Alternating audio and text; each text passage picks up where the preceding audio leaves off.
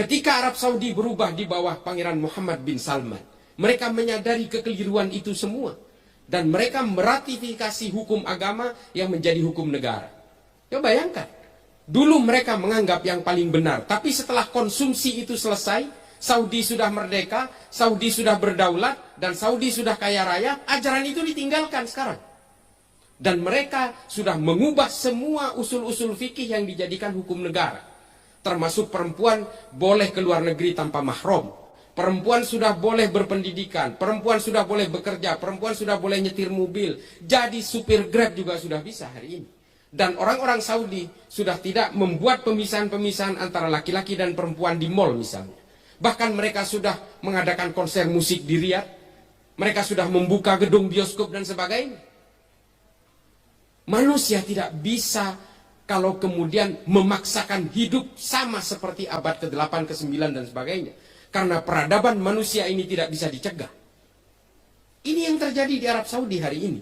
Ambiguitas dan anomali itu tercipta, kebingungan-kebingungan dan tercipta. Akhirnya apa? Menempatkan para pengagum dan para penganjur Wahabi di Indonesia hari ini lebih Saudi dari Saudi. Orang Saudi berusaha menjadi orang Indonesia hari ini. Mereka memberikan kebebasan-kebebasan. Hijab bahkan tidak diwajibkan di Arab Saudi hari ini, kecuali di Haramain, di 2 kota suci. Dan ini dialami oleh bangsa Arab Saudi. Dan orang-orang Wahabi di Indonesia hari ini ingin mengsaudikan Indonesia. Sama seperti Saudi zaman dulu. Dan mereka berusaha memecah belah dengan mengkafir-kafirkan, membid'ah-bid'ahkan, memurtad-murtadkan. Itu semua terjadi di antara kita. Dan semuanya sudah menjadi virus menginfiltrasi kita hari ini. Mulai dari kepolisian, TNI, semua dimasuki. Pelayanan-pelayanan publik semua dimasuki. ASN semua dimasuki, kampus-kampus dimasuki, pesantren dikooptasi, termasuk pesantren kakek saya tadi. Karena apa? Karena mereka betul-betul gagal move on dari apa yang dilakukan Saudi hari ini. Peradaban manusia ini tidak bisa dicegah. Saya katakan ketika pertemuan yang pertama di GMNU, saya katakan peradaban manusia ini tidak bisa dihambat dengan hanya halal dan haram. Serius, dia berjalan dengan logikanya sendiri. Kalau kita memaksakan kepala kita tertinggal di abad pertengahan, tapi kaki kita hidup di abad milenium, pada akhirnya kita betul-betul tidak berperadaban. Coba hari ini mereka dengan gampangnya membid'ahkan sana sini, sementara mereka hidup 100% dengan dunia bid'ah. Munafik. Ini yang mereka lakukan. Mereka hanya menyerang ajaran-ajaran NU, ajaran-ajaran Nahdliyin, orang-orang yang betul-betul menghargai perbedaan. Orang-orang yang ingin mengglorifikasi Kanjeng Nabi Muhammad dengan maulidan dan sebagainya. Sementara mereka bergelimang dengan ajaran-ajaran bid'ah sebenarnya. Mereka tidak memahami akar genealogi historik. Bagaimana Wahabi itu diciptakan. Semua ini tidak lepas dari berbagai hegemoni politik. Dan hari ini mereka berusaha seolah-olah bisa menghegemonisasi. Berusaha menghomogenisasi. Orang se-Indonesia mau diwahabikan semua.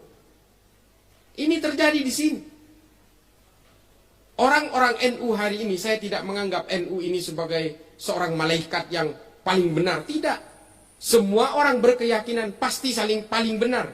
Persoalannya adalah sejauh mana kita bisa mengaku ajaran kita yang paling benar tanpa harus menyalah-nyalahkan keyakinan orang lain. Persoalan dari kelompok Salafi Wahabi ini, di satu sisi dia mengaku yang paling benar, di satu sisi yang lain dia mengharam-haramkan dan mengkafir-kafirkan orang yang berbeda dengan mereka. Ini adalah konsep Wahabi pertama ketika Arab Saudi ingin memerdekakan diri dari kekuasaan-kekuasaan politik di Arab pada zamannya.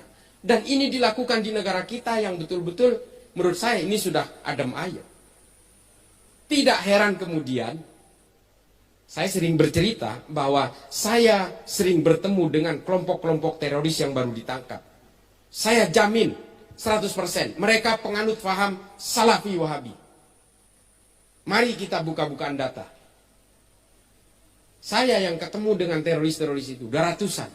Dan semua sama dengan mereka. Mengharamkan wayang juga, mengharamkan musik juga, mengharamkan maulidan juga, mengharamkan tahlilan juga. Dan mengharamkan berbagai gerakan-gerakan intimasi sosial masyarakat. Mereka intinya adalah ingin menyamakan antara kita dengan mereka. Kalau yang berbeda, mereka kafirkan. Selesai. Konsep mereka sesederhana itu. Apakah paham seperti ini yang akan kita jalankan?